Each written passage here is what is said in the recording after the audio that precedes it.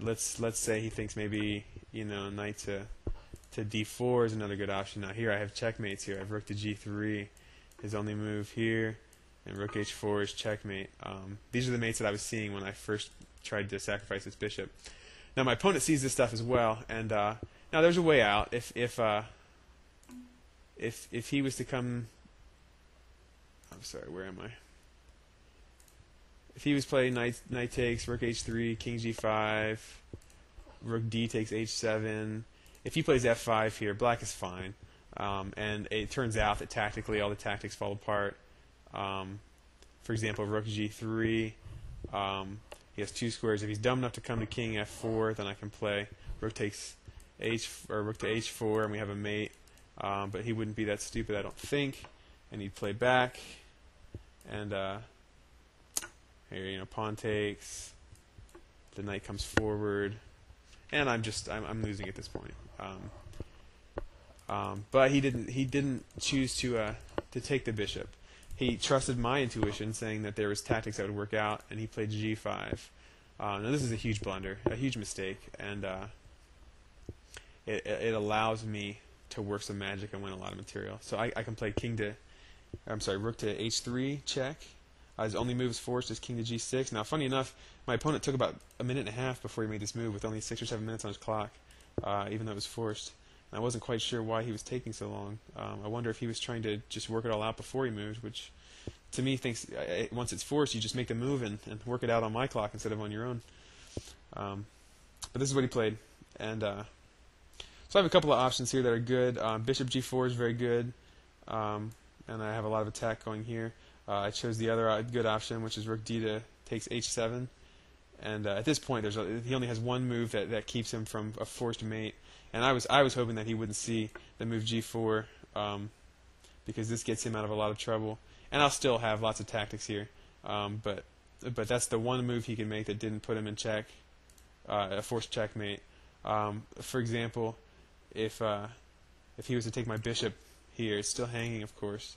And this is very easy. I'm sure you all can see this. There's just a checkmate right here, because these rooks are connected, touching each other, blocking all the exits. His pawns are blocking his exits, and my beautiful pawn on e4. Who said pawn to e4 is not the best perfect move? Best by test, according to Fisher. But we have e4 here blocking f5, and he's checkmated. It's a beautiful checkmate. And everything else that he could possibly do leads to the same thing. He can slow it down, maybe the knight takes and things, but none of this is any good. So he did what he's supposed to and played g4, which is the only feasible move. And here I have a lot of choices. What I should have played was bishop takes, and it's very easy for him to stumble at this point again. Rook f7 is good, and I'd play check here. We have knight, pawn, king takes, and I win a rook. This would have been my best continuation. To be honest, I had some other ideas, and I wanted to see if I could get him to fall for it. I realized that if I could get him to come down here, and I took this, I was baiting him into taking my bishop. You can see if he takes the bishop here, he runs out of runaway squares.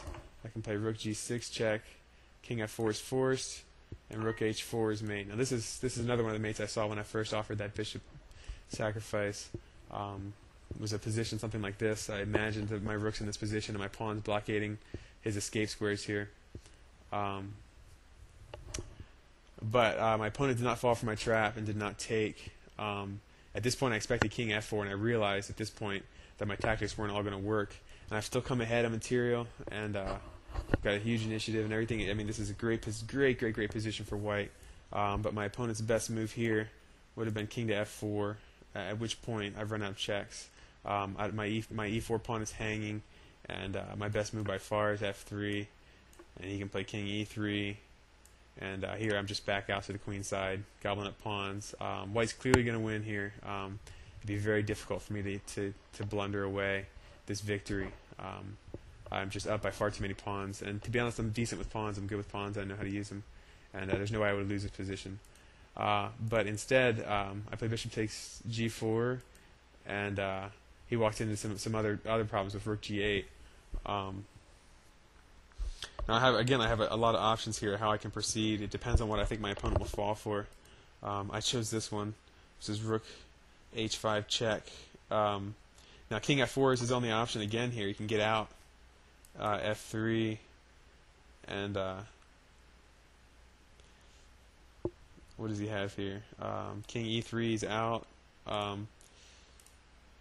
He could also, capture here, and he's out. He's out again. He's still down material. He always was a down material. But my opponent made a mistake and walked into a forced mate in 2, king g6. Take a moment and see if you can see the mate in 2.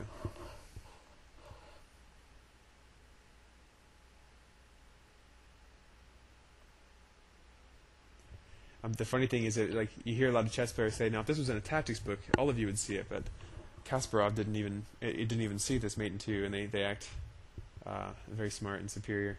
But this is a very, very obvious and very fun mate in 2, which my opponent, I don't think he even saw. I played bishop f5 check.